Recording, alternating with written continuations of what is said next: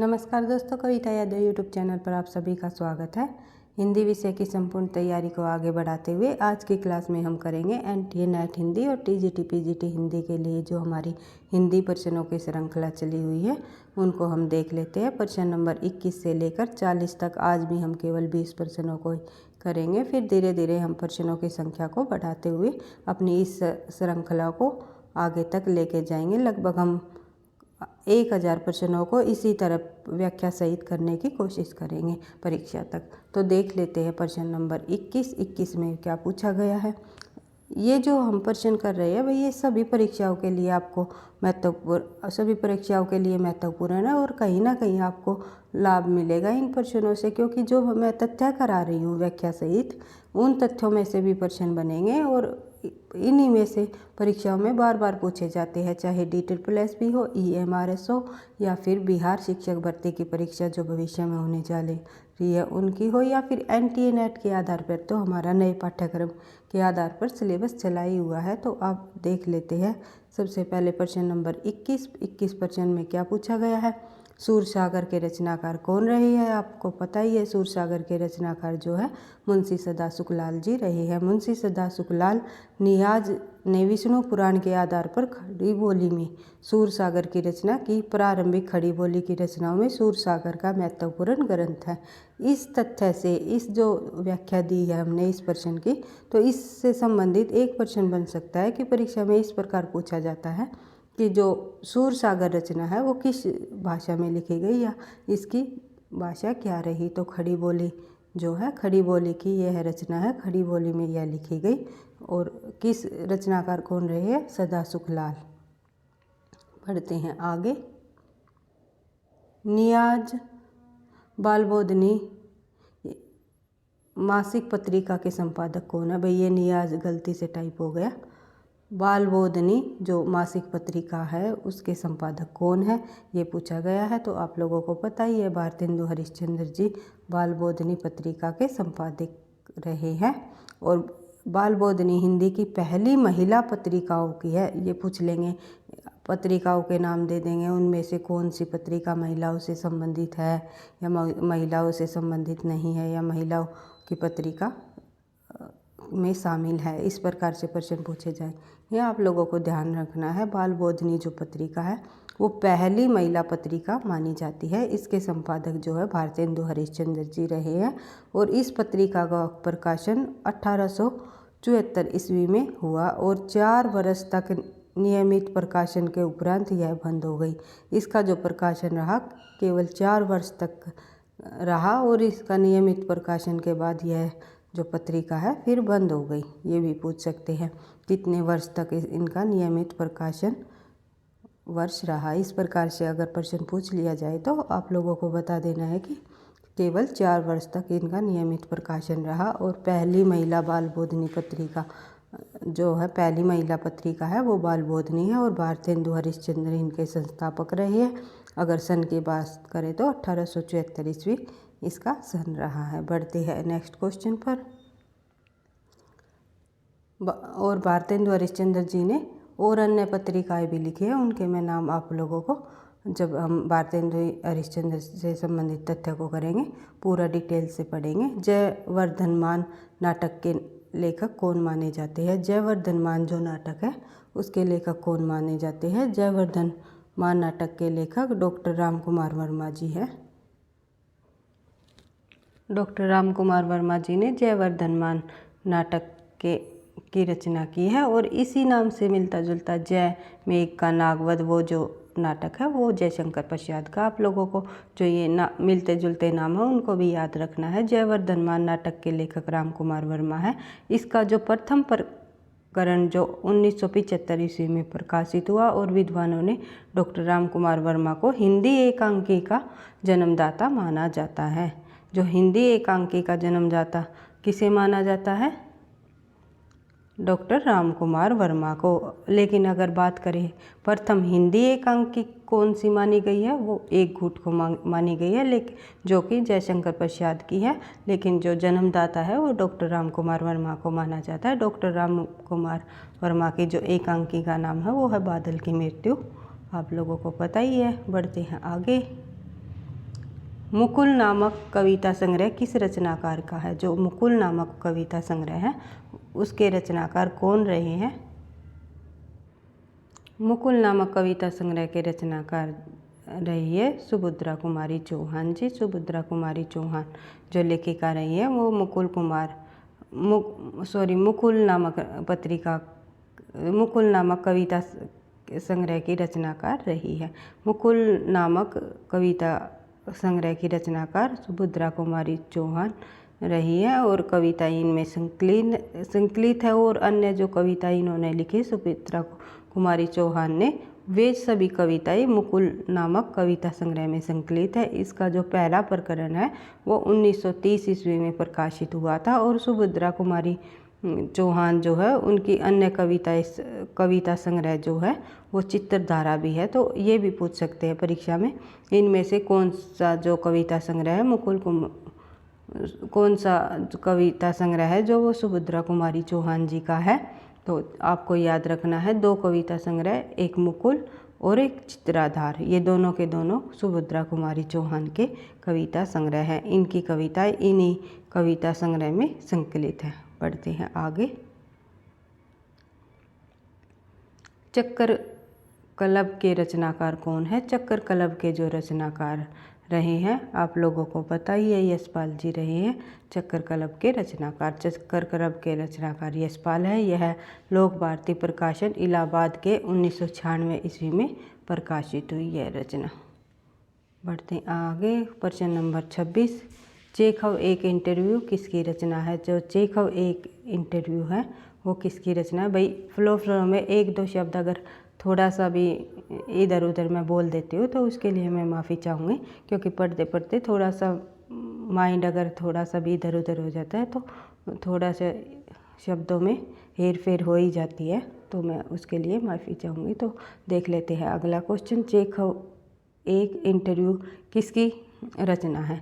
जो चेखव एक इंटरव्यू सुविख्यात रचनाकार रही है, जो कथाकार रही है हंस पत्रिका के संपादक राजेंद्र यादव, यानी कि राजेंद्र यादव की ये रचना है चेखव एक इंटरव्यू। एंटन चेखव 1860 से लेकर 1904 ने 19वीं शताब्दी के लेखकों की कहानी कला को शिखर पर पहुंचा दिया और उनकी बराबरी का कहानी लेखक रूसी कथा साहित्य में नहीं, विश्व कथा साहित्य में दूसरा नहीं है। तो ये तथ्य राजेंद्र यादव के बारे में कहा गया। आप लोग फिर से एक बार रिवाइज करके पढ़ सकते हो। पढ़ते हैं आगे। प्रश्न नंबर 27। प्रश्न नंबर 27 पे देख लेते हैं।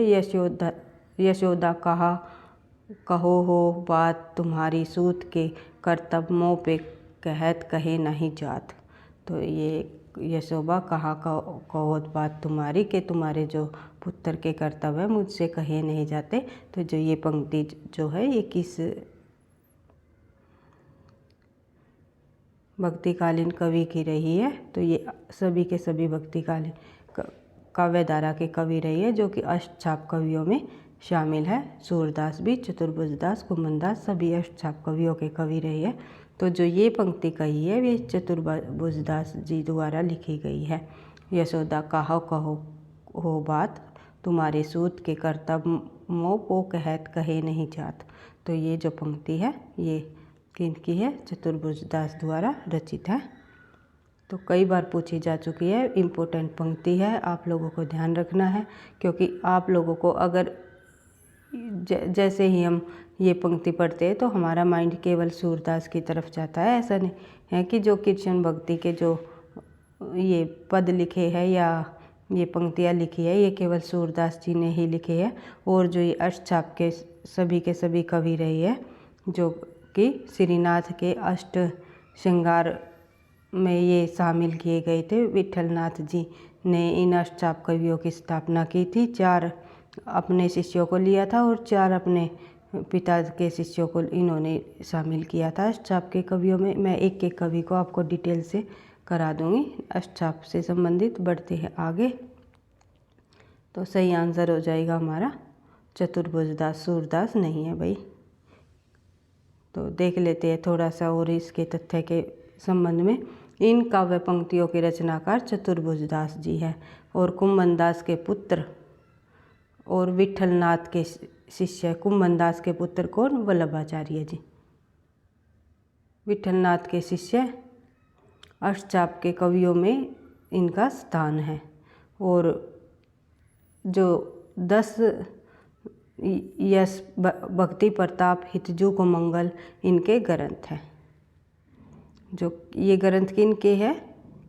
चतुर्भुजदास जी के। अगर ये इनमें से पूछ लिया जाए तो इनमें से कौन सा ग्रंथ चतुर्भुजदास जी का है या कौन सा नहीं है। तीनों के तीनों इम्पोर्टेंट है, कई बार परीक्षा में पूछे जा चुके हैं, तो आपको ध्यान रखना है ये तीनों ग्रंथ चतुर्भुजदास जी द्वारा रचित है। तो इन चतुर्भुजदास जी के ग्रंथों को भी आपको ध्यान रखना है। बढ़ते हैं आगे, देख लेते हैं नेक्स्ट क्वेश्चन। यह अभिनव मानव प्रजा सृष्टि देयता में लगी निरंतर ही वर्णों की करती रहे वृष्टि। ये पंक्ति आपको देखकर ही पता चल रहा होगा जयशंकर प्रसाद द्वारा रचित पंक्ति है, क्योंकि आप लोग अगर शब्दों से ही थोड़ा सा कीवर्ड लेकर के देखकर चलोगे तो जो जयशंकर प्रसाद जी की जो पंक्तियाँ लिखी गई है थोड़ी सी शब्दों में कठिनता हमें देखने को मिलती है, जैसे वृष्टि सृष्टि। तो इस प्रकार के 1-2 शब्द आपको कीवर्ड के अकॉर्डिंग आपको याद रखने हैं कि ये पंक्तियाँ किसकी हो सकती है, और थोड़ा सा भाव को भी समझते हुए आप लोगों को समझ लेना चाहिए। जयशंकर प्रसाद जी द्वारा श्रद्धा सर्ग से ली गई पंक्ति है ये जयशंकर प्रसाद की। देख लेते हैं, सॉरी भाई, श्रद्धा सर्ग से नहीं, ईड़ा सर्ग से ली गई है, क्योंकि श्रद्धा और ईड़ा सर्गों से ही जयशंकर प्रसाद की पंक्तियाँ पूछी जाती है। तो देख लेते हैं थोड़ा सा इसका जो व्याख्या है। अच्छा, ये है, यहीं पे मेरे सामने ही लिखी हुई है, फिर भी दिखाई नहीं दे रही। ये काव्य पंक्तियाँ जयशंकर प्रसाद की कामायनी की ईड़ा सर्ग से ली गई है। ये मैंने बताया था कि ईड़ा सर्ग से ये पंक्तियाँ ली गई है। तो जयशंकर प्रसाद द्वारा रचित ये पंक्ति है। बढ़ते हैं आगे। कमलेश्वर जो द्वारा रचित कहानी नहीं है, इनमें से जो कमलेश्वर द्वारा रचित कहानी नहीं है, कौन सी कहानी ऐसी है जो कमलेश्वर द्वारा रचित नहीं है? राजा निर्बंसिया, मांस का दरिया, एक और जिंदगी या कस्बे का आदमी। कस्बे का आदमी, मांस का दरिया और राजा निर्बंसिया, ये तीनों के तीनों कहानियाँ जो है कमलेश्वर द्वारा है। जो एक और जिंदगी जो कहानी है वो मोहन राकेश द्वारा रचित कहानी है, जो कि 1961 में लिखी गई। और एक और जिंदगी कहानी मोहन राकेश की कहानी है। राजा निर्बंसिया जो कहानी है 1957 में, कस्बे का आदमी 1958 में, मांस का दरिया 1966 में। क्योंकि कमलेश्वर जी की जो कहानी है उनको क्रम वाइज लगाने भी दे दिया जाता है प्रश्न।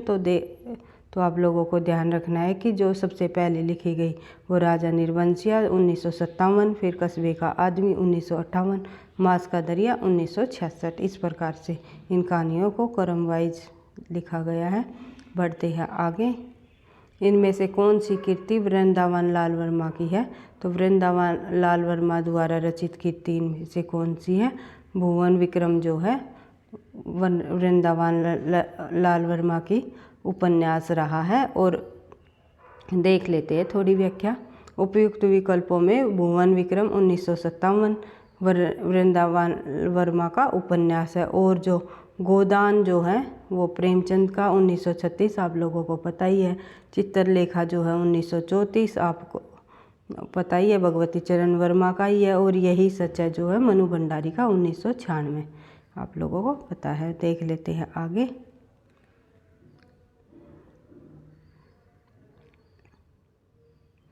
इनमें जीवनी परक उपन्यास नहीं है। इनमें ये पूछा हुआ है कि इनमें जीवनी परक उपन्यास कौन सा नहीं है? खंजर नैन, मानस का हंस, पहला गिरमिटिया, तीनों के तीनों जीवनी परक उपन्यास रही है। भूले बिसरे चित्र जो है जीवनी परक उपन्यास नहीं है।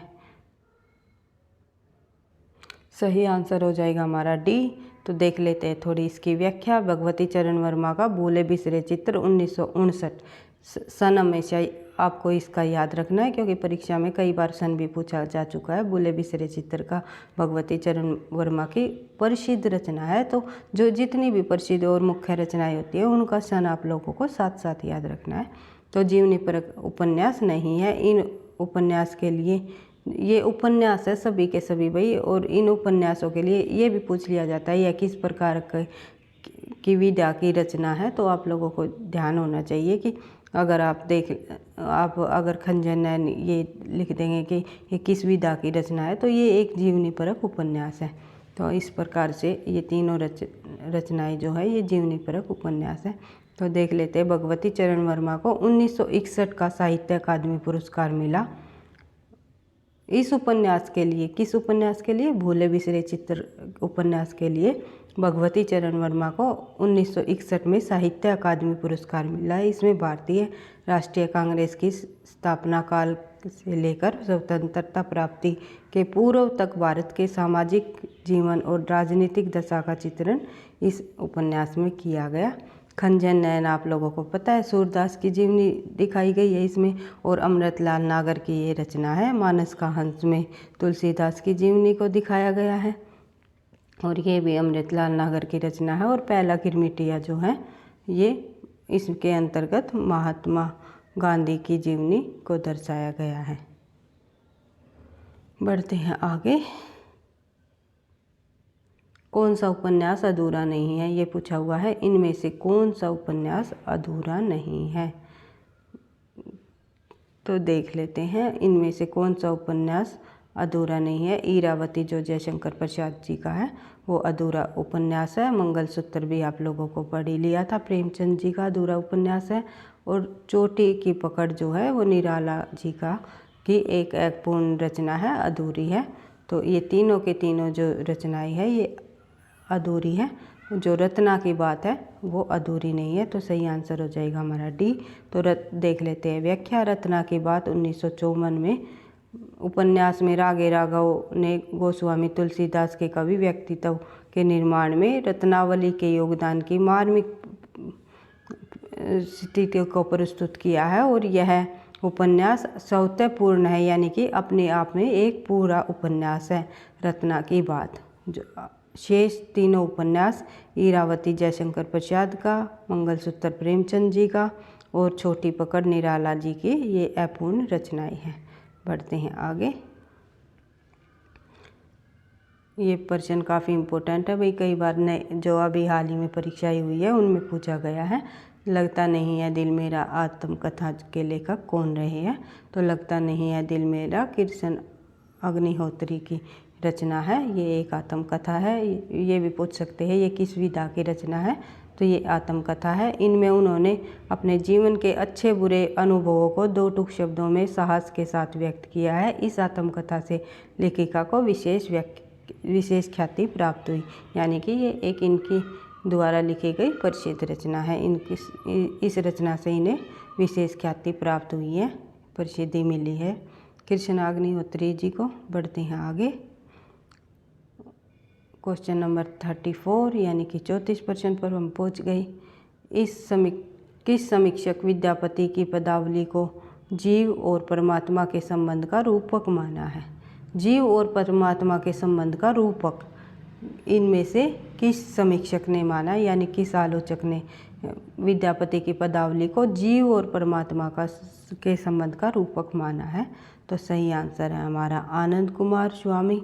तो आनंद कुमार स्वामी ने विद्यापति की पदावली को जीव और आत्मा का रूपक माना है। इसमें कोई समझाने वाली आपको बात नहीं है, क्योंकि किसी विद्वान की ये अपना एक मत है। सिंधी भाषा का विकास अपभ्रंश के किस बोली से माना जाता है? आप लोगों को पता ही है सिंधी भाषा का विकास जो है अपभ्रंश की ब्राह्मण से माना जाता है। ब्राह्मण अपभ्रंश से सिंधी का विकास हुआ। पेचासी से लैंदा और पंजाबी का, और मागधी से माना जाता है बिहारी, बंगला, उड़िया, असमिया, और अर्ध मागधी से माना जाता है अवधी, बघेली और छत्तीसगढ़ी। आप लोगों को पता ही है ये 3 जो बोलियां हैं अवधि बघेली छत्तीसगढ़ी अर्धमागधी अपभ्रंश से विकसित हुई है। इस प्रकार से हमने सभी को देख लिया, तो एक बार देख लेते हैं, तथ्य में रिवाइज कर लेते हैं। ब्राचड़ अपभ्रंश से सिंधी का विकास हुआ, पेचासी से लहंदा पंजाबी का हुआ और मागधी से हुआ बिहारी, बंगला, उड़िया, असमिया, इन तीनों का हुआ मागधी से। और अर्धमागधी से हुआ पूर्वी हिंदी से निकली अवधि बघेली छत्तीसगढ़ी। तो ये इस प्रकार से इन्हीं अपभ्रंश भाषाओं से इन्हीं बोलियों का विकास हुआ। बढ़ते हैं आगे। काल के अनुसार निम्नलिखित कीर्तियों का सही अनुक्रम क्या है? काल कर्मानुसार हमें बताना है इन कीर्तियों का सही अनुक्रम। तो देख लेते हैं। सबसे पहले आएगा हमारा पौंचरिव, जो कि स्वयंभू जी की रचना है, 8वीं शताब्दी की रचना है। फिर आएगा खुमान रासो, दलपति द्वारा 9वीं शताब्दी में लिखी गई। फिर उसके बाद बिसल देव रासो का तो आपको पता ही है, नरपति नाल्य जो रचना है उसमें 12वीं शताब्दी में लिखी गई, जो कि एक श्रृंगारिक रचना मानी जाती है। ये सभी वीर रचनाएं हैं, जैसे कि पौंचरिव, खुमान रासो और बिसल देव को रासो ग्रंथों में से एक श्रृंगारिक रचना का नाम दिया है।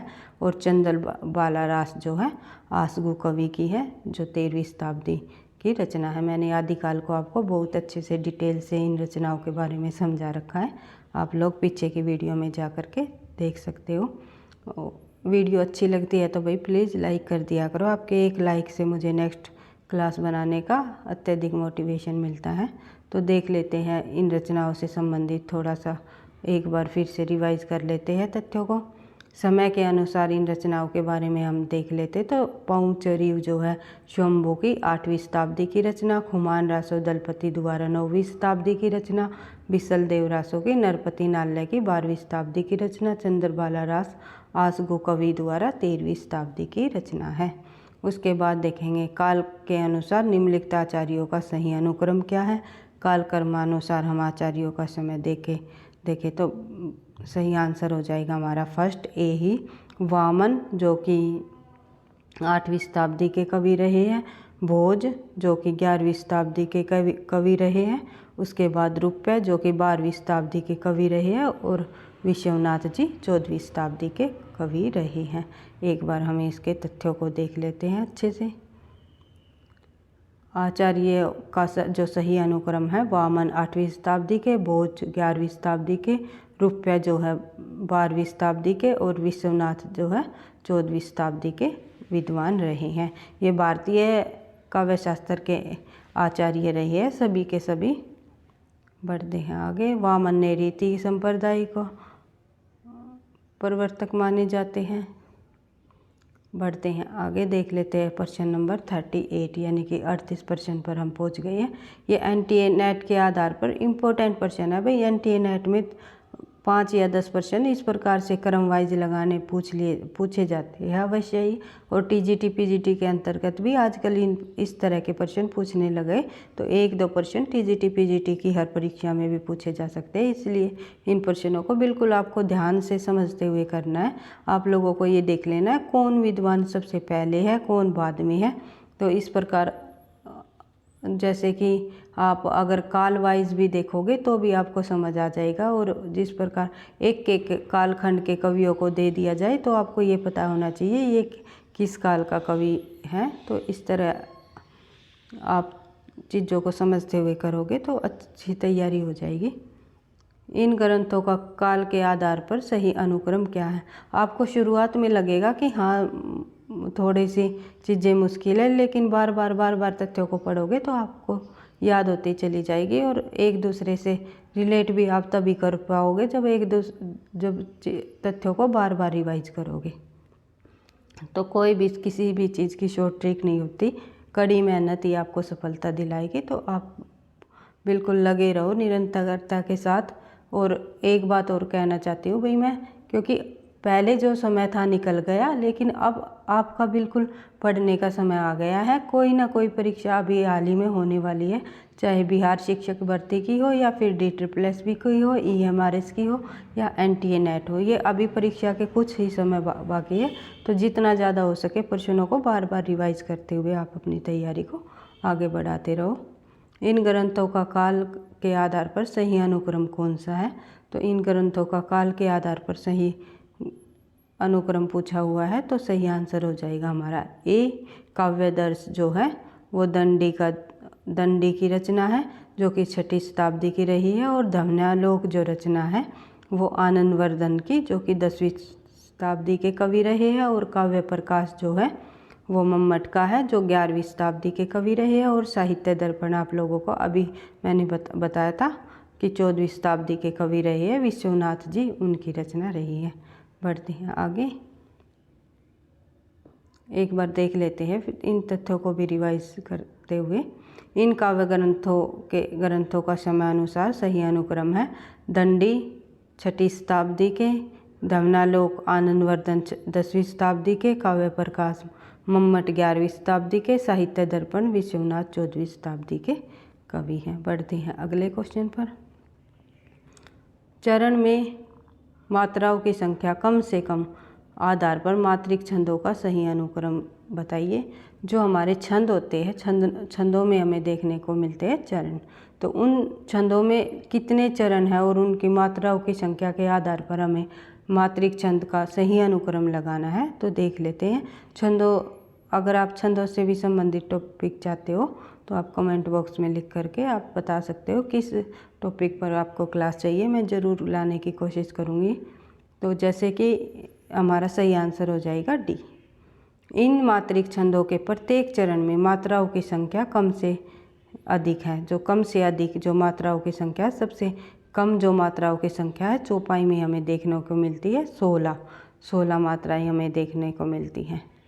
और पीयूषवर्धक में जो छंद है उसमें 19 मात्राएं देखने को मिलती है। फिर रोला है, रोला के अंतर्गत 24 मात्राएं हैं। फिर गीतिका में 26 मात्राएं हैं। तो बढ़ते हैं आगे। कई बार पूछ लिया जाता है भाई कि गीतिका में कितनी मात्राएं है या चौपाई में बताओ, और लगभग हरी गीतिका में भी पूछ लिया जाता है। तो हरी गीतिका में 28 मात्राएं होती है। तो देख लेते हैं, बढ़ते हैं आगे। इस प्रकार से मात्राओं से संबंधित परीक्षा में प्रश्न पूछे जाते हैं। प्रकाशन के अनुसार उपन्यासों का सही अनुक्रम क्या है? आप एक बार चेक कर लेना भाई, हरी गीतिका में 24 मात्राएं होती है या 28, इन दोनों में से एक होती है। मैं थोड़ा सा कंफ्यूज हो रही हूँ, तो मैं कभी भी आपको कोई गलत इन्फॉर्मेशन नहीं दूँगी। अगर मुझे भी किसी भी चीज़ पर अगर डाउट होता है तो मैं आपको बता देती हूँ, आप बुक में चेक कर सकते हो। क्योंकि ऐसा नहीं है कि हर किसी को सब कुछ आता है या फिर सब कुछ मतलब बिल्कुल ही 100% सही होता है। तो जिस भी के आप लोगों को खुद से भी अगर किसी भी चीज़ में डाउट हो तो आप लोग अगर बुक में अगर चेक करोगे तो आप उस प्रश्न को कभी गलत नहीं करोगे। तो इस आदत को आप अपना लो और इसी आदत को अपनाते हुए अपनी तैयारी को करते रहो। देख लेते हैं प्रकाशन के अनुसार इन उपन्यासों का सही अनुक्रम क्या है। तो प्रकाशन काल के अनुसार इन उपन्यासों का हम क्रम देख लेते हैं। तो सही अनुक्रम हो जाएगा इनका डी ऑप्शन हमारा सही हो जाएगा। भाग्यवती, फिर नदी के द्वीप, फिर अंधेरे बंद कमरे में, फिर वे दिन। तो भाग्यवती जो रचना है वो श्रद्धाराम फुलेरी जी की 1877 ईस्वी में, फिर नदी के द्वीप आज्ञा की 1954 ईस्वी में, फिर अंधेरे बंद कमरे में मोहन राकेश की 1961 ईस्वी में, फिर वे दिन जो है निर्मल वर्मा की 1964 ईस्वी में। इस प्रकार से इनको आप फिर से एक बार रिवाइज कर सकते हो, कौन सा सबसे पहले है कौन सा बाद में। अनुक्रम के अनुसार इन उपन्यासों का सही अनुक्रम क्या होगा? तो सही आंसर हो जाएगा हमारा डी, भाग्यवती, नदी के द्वीप, अंधेरे बंद कमरे में, वे दिन। तो इस प्रकार से हमने 20 प्रश्नों को बिल्कुल व्याख्या सहित किया है। और जो हम व्याख्या सहित तथ्यों को कर लेते हैं तो इनसे आपको काफ़ी मदद मिलेगी परीक्षा में। इसी प्रकार से हिंदी की सीरीज़ को, प्रश्नों की श्रृंखला को हम आगे बढ़ाते हुए अपनी क्लास को इसी तरह रेगुलरिटी के साथ करते रहेंगे। वीडियो अच्छी लगी तो लाइक करना, दोस्तों के साथ शेयर करना, चैनल पर पहली बार हो तो सब्सक्राइब कर लेना ताकि नोटिफिकेशन आपको समय पर मिलता रहे। पढ़ते रहना, आगे बढ़ते रहना। थैंक यू, धन्यवाद।